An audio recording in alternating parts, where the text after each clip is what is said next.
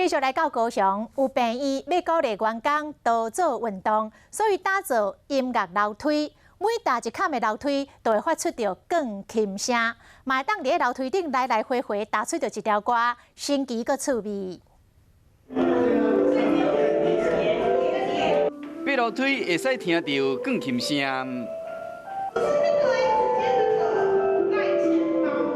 落楼梯音阶对咧下降，即马爬楼梯嘛会使遮趣味。一个楼梯就代表一个音阶，音乐的旋律会使家己打出来。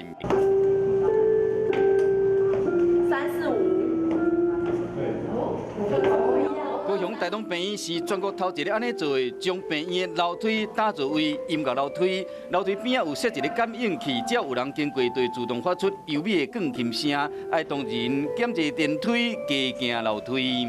就会觉得踩那个好像是一直享受着音乐的乐趣。如果喜欢的话，还可以把它弹成那个一首曲子，也可以激发一些创意，然后利用这个创意，能够让爬楼梯变成是一个有趣的一个行为。 现代人一直话讲减肥无时间无所在，因为只要运用上班的懒散时间，同款会使好好啊做运动。